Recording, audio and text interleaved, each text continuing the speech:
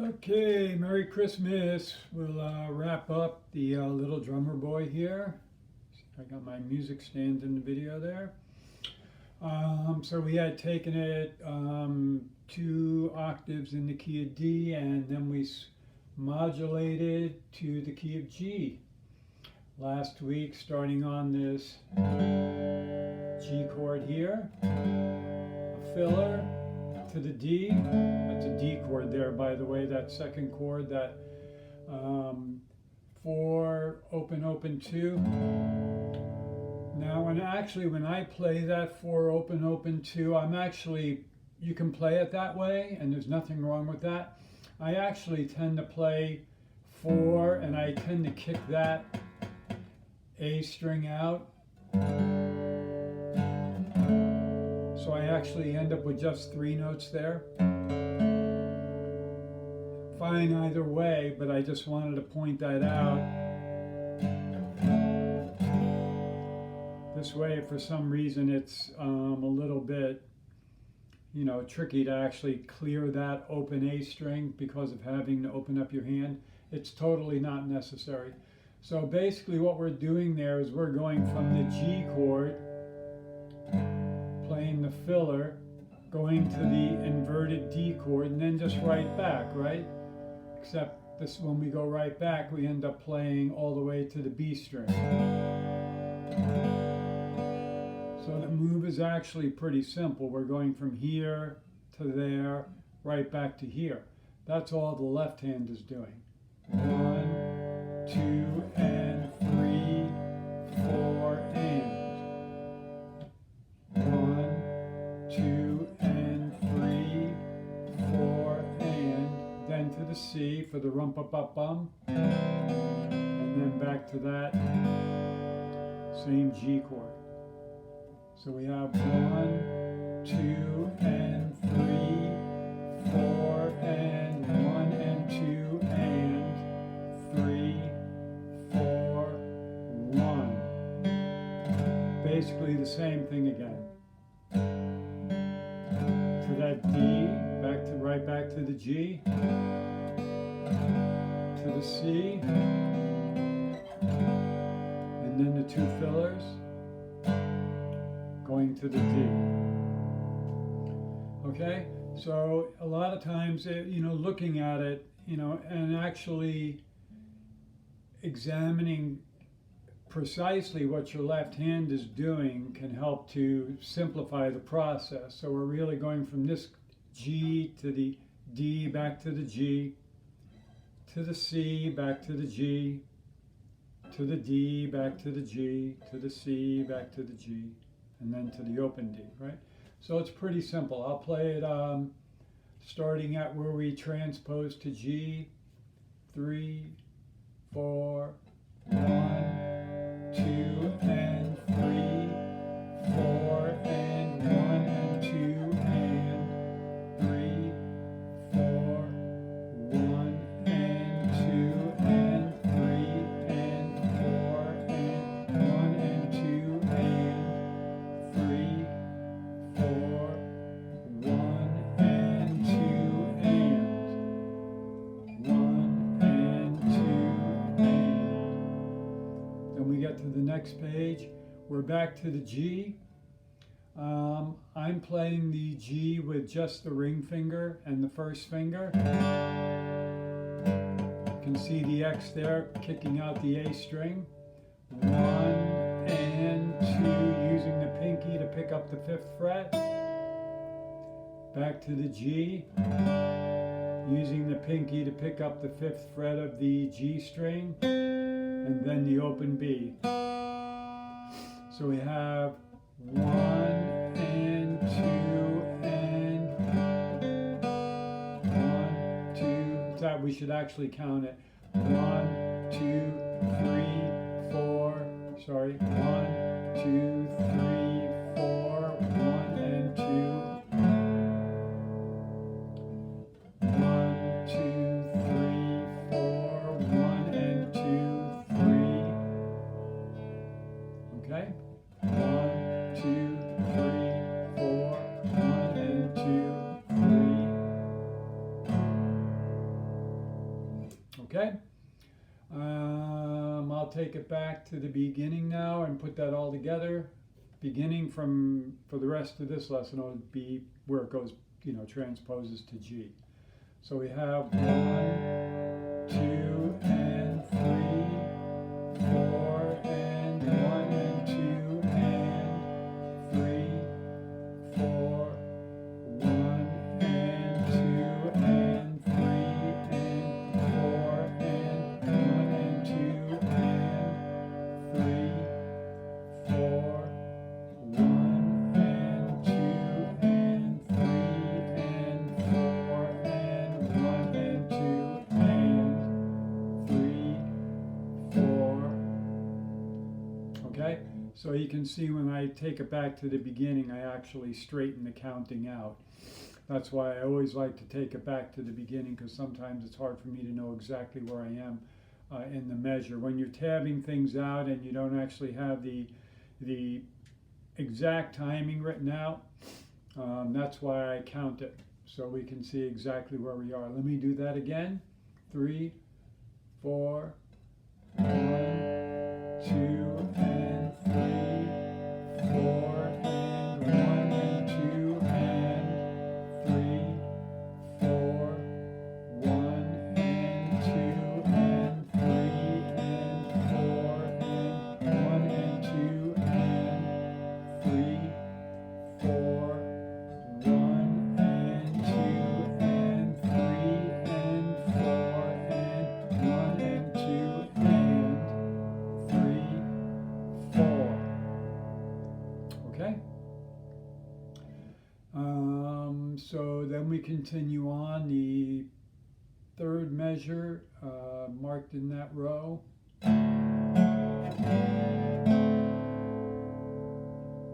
So we have the DA, 1 and 2 and, or 1, 2, 3, 4.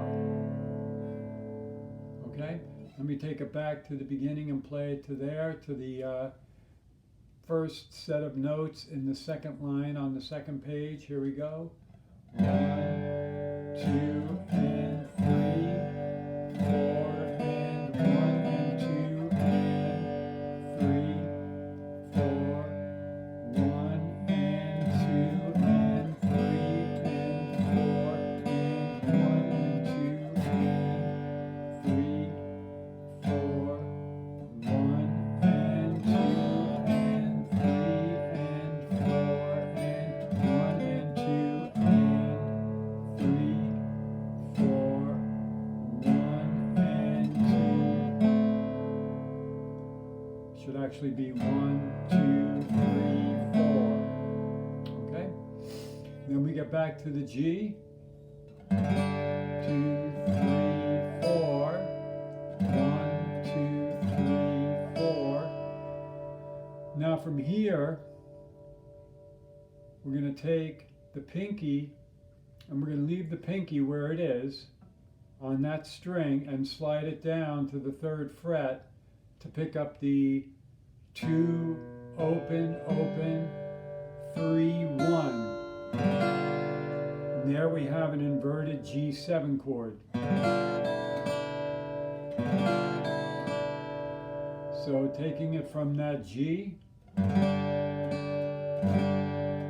slide that pinky down, and then we go to the C chord. Okay?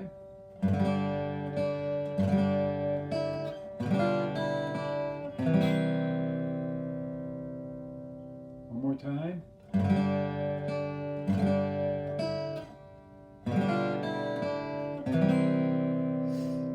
Okay, from the beginning to there.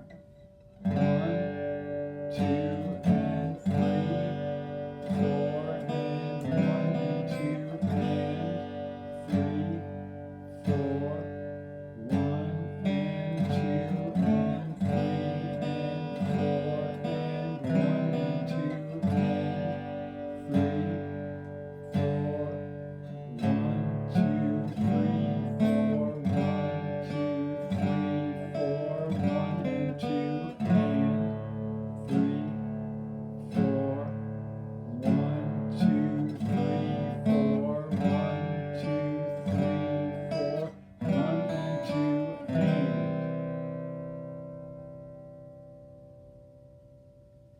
Okay, so from that C, now if you look at line 3, where I have that D7, if you just look at the melody notes of that measure, you have the highest notes. The next 3 notes, you have the 0 all the way up on the open E, then you have the 3rd fret of the B string,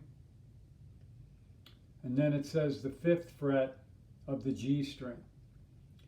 Okay, those are the notes, the melody notes. If we go to the D7 chord, that's tabbed out there, which is 4th fret, open D, 5th fret, 3rd fret, and then the open. So when we play that D7 chord, then all we have to do is go down and play the 3rd fret, 1st finger's already there, 5th fret, pinky's already there, and then back to the G chord.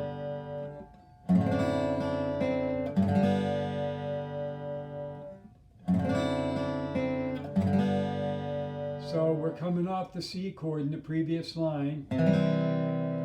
So when we go to the D7, all we have to do is slide our 1st finger up to the 3rd fret, drop the pinky and the middle finger, and then drop the ring finger. So we have C,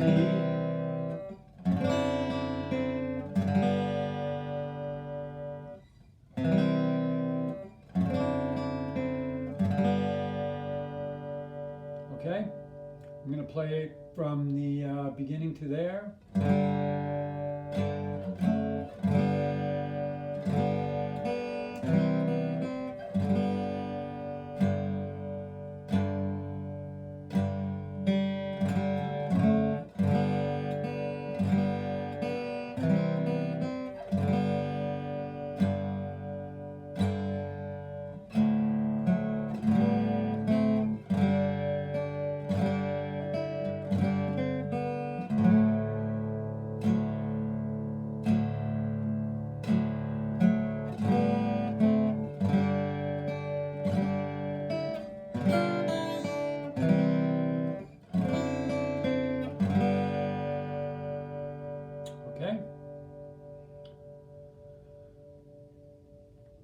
Looking at the, so I'm in the line where the D7 is.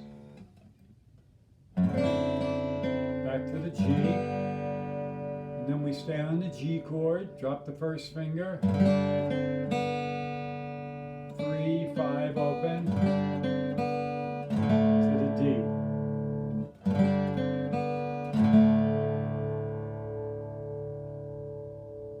Okay, from the beginning to there.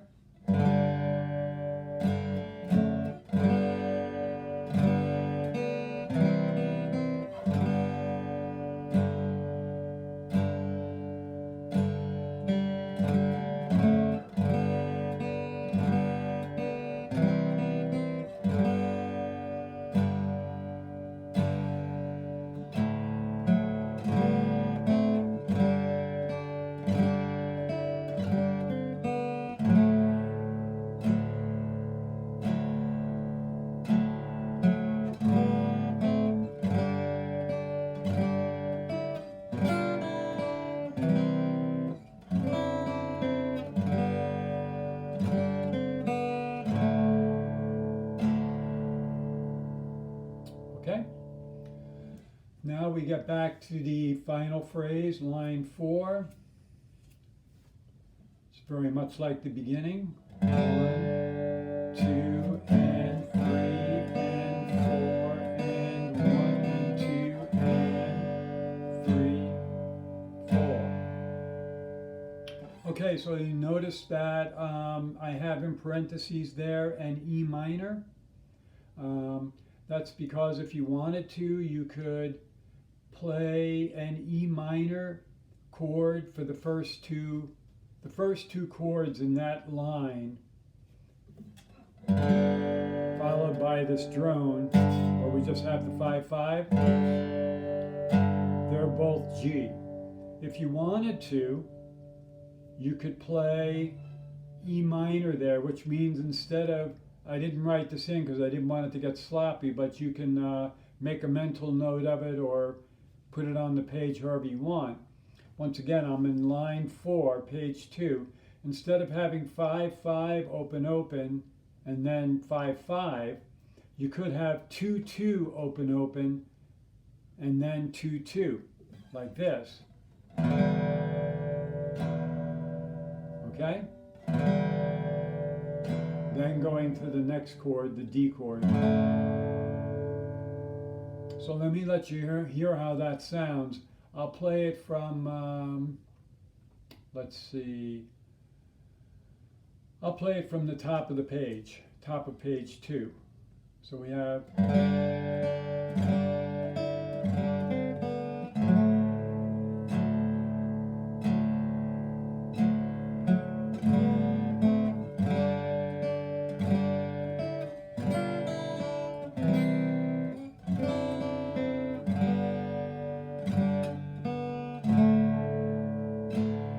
G.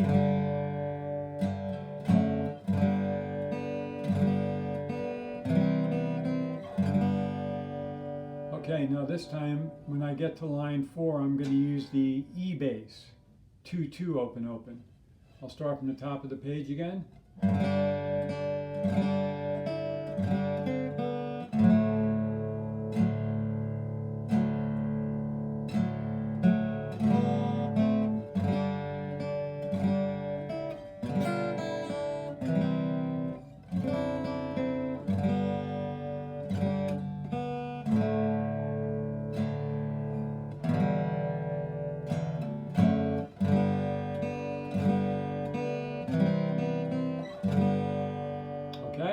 So a subtle difference. It's actually used quite a bit in different arrangements where they'll use that E minor or the equivalent. So you kind of get that bass line that goes 2, 4, 5. Okay?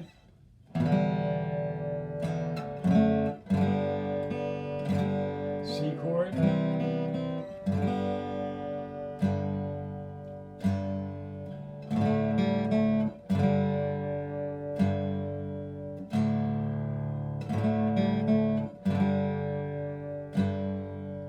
Okay, so what I'm doing there is I'm just repeating that me and my drum phrase at the end. And just to give it some color, at the 1, 2, 3, 4, 5, 6, at the end of line 6, you see that 12, 12, 12, and what that's scribbled in front of those is a bunch of H's. That's to indicate going to the harmonic on the 12th fret, these three, hitting them all at the same time. It doesn't matter if you get all 3, if you just get 2. Okay, so that's what I'm doing there. And this is purely optional, but once again, I just want to give you the option of doing, adding something a little different and interesting. And then for the final me and my drum, we would play the very last line on that page 2, the 7th fret harmonic on the D string. Right there, and I would use my first finger, going to the 12th fret on the G string, back to the 7th fret. So that would be the me and my, and then for the word drum, we would just do the 12th fret on the D and the G string. So that would be me and my drum. I'll play it a few times.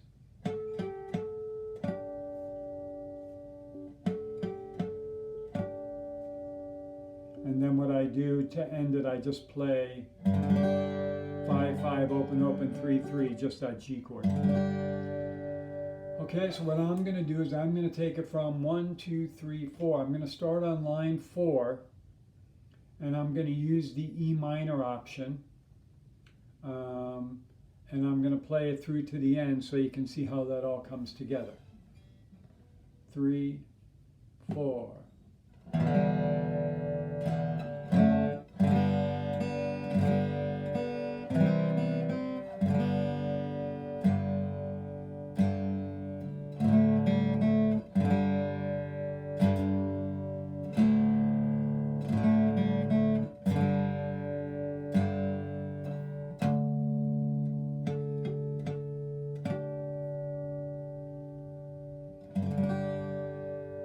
can play that final G chord. You can wait as long as you want. Okay, so that's how that all comes together. Let me play that again from line 4. This time I'll use the G option. 3, 4.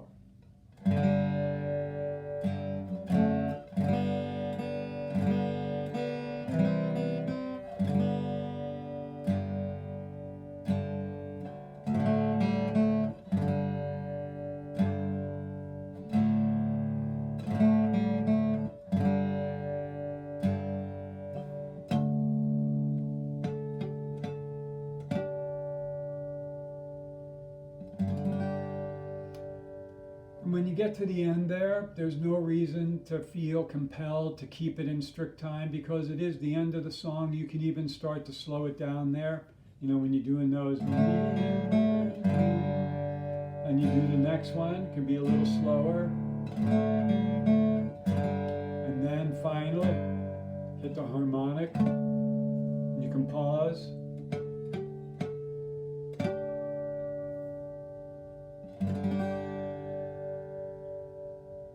Okay, let me put that all together for you from the beginning of where we play it in G. So this will be a play along for your practice.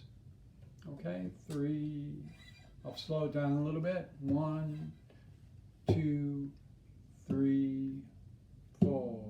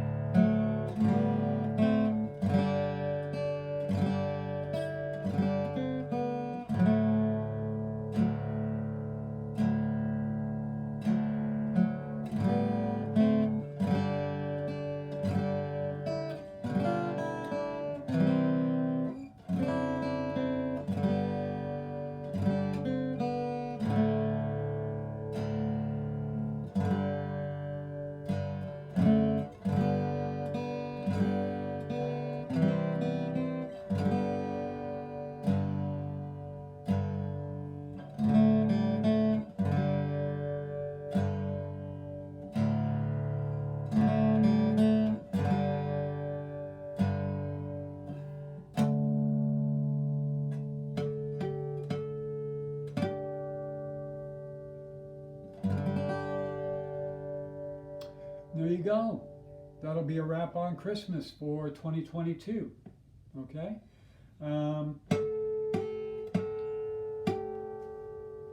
When you're going for those harmonics, I would go after them pretty hard. You know, I'm kind of using rest strokes in the right hand. You can't see that, but really trying to kind of bump, bump, bump, bump, really laying into them. And when I get to that final one,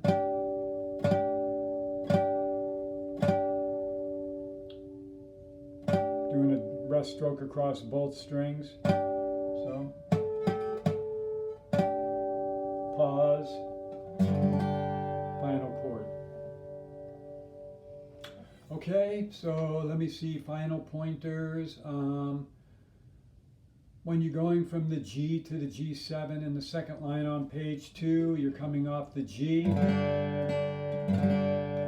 Remember to keep that pinky, which is on 5, slide it down to 3. Because I actually find that a little tricky. Actually, I mean, it's not hard, but I kind of have to think about getting that because it's, I don't know, for my hand, it's just a little awkward.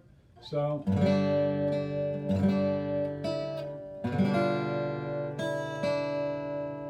keeping that pinky down and just sliding it.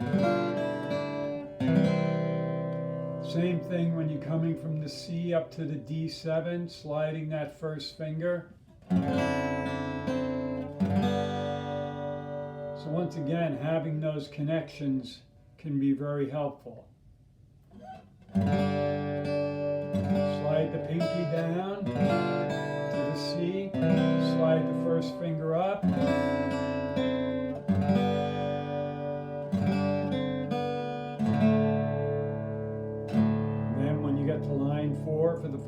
phrase, either a 2-2 or 5-5.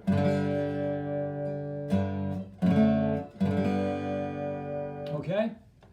Once again, Merry Christmas.